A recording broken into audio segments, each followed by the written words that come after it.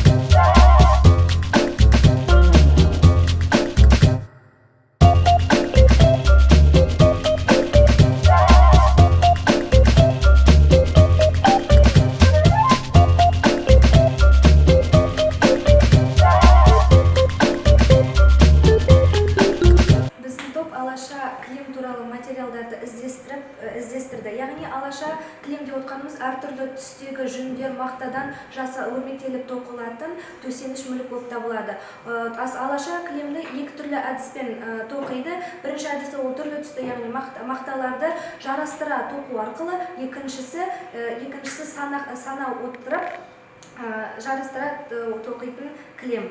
Қолданылатын материалдар бұған кілем тоқуға арналған станок, яғни қондырғы, арқау жіп, тоқыма жіп, және бірнеше қайша керек, яғни әртүрлі.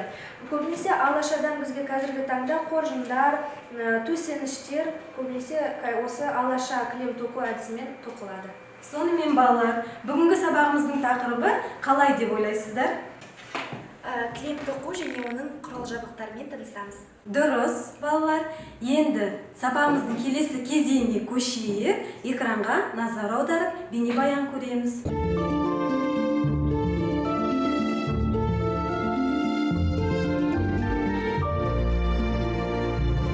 Жіптер керілгеннен кейін, жіптерді сәл керіп, үстіп жинақтап шығамыз шетінен. Арқауды керіп болғаннан кейін, оң жіп, сол жіп, жіптерді бөліп тұру үшін арасына ағаш саламыз. Оң жіп, сол жіп дегенім, бір жіп артқа кетеді, бір жіп алға түсу керек.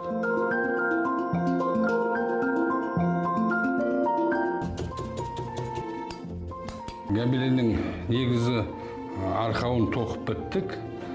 Енді түрлі түсті жіптермен, енді ары қарай гобеленнің өзін бастаймыз. Гобеленді тоқу өзі процесі үлкен, ұзақ уақыт алады. 10 сантиметр тоқу үшін кемінде 1 апта уақыт кетеді. Бір бір гобеленді аяқтау үшін 1 ай, 1,5 ай уақыт кетеді. Ол гобелен өте ұзақ тоқылады. Гобеленді болғаннан кейін гобеленді әдемілеп ағаштан, басқа зергерлік бұйымдар қосамыз. Сөйтіп гобеленді сыртын безендіреміз.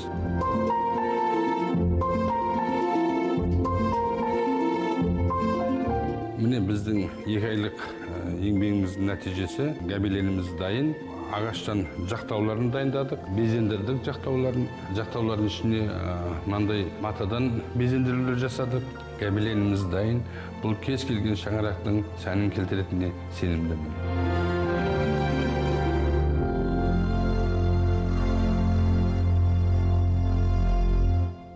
Енді балалар, біз жаңа бейнебаян көрдік. Енді қазір сіздерге суреттер беріледі. Осы суреттерді пайдаланып, болашақ кілеміміздің эскизін жасап шығаруымыз керекпіз. Яғни бізде мынандай жұмыстар шығу керек.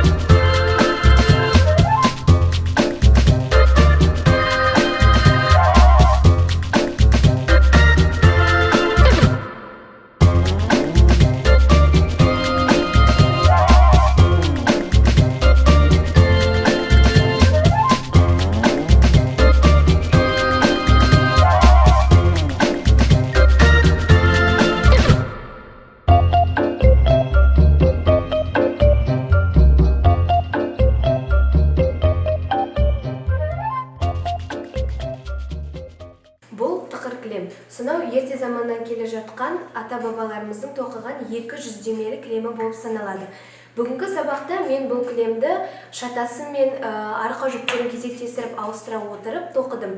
Қазіргі таңда енді мен бұны үйді әсемдеп, көркемдеп қою мақсатында бөлмеме ілдіріп қоямын деген ойдамын. Бүгін сабақты топта жұмыс жасай отырып, өзгенің пікірін тыңдауды үйрендім. Және бүгін біз кілем тоқу өнерін зерттедім. Бүгін алған білімім болашақта қажет болары сөзсіз. Сабақта балалар жаңартылған білім беру аясында оқушылар түрлі қызметтің қыр-сырын біліп, неге қызығатындарын анықтап, мамандық таңдауда дұрыс бағдар алады. Зерттеу жұмыстары жоба жасау жұмысы барысында өздерінің функционалдық сауаттылығын, сын тұрғысынан ойлау дағдылары дамыды деп сеніммен айта аламын. Назарларыңызға рахмет.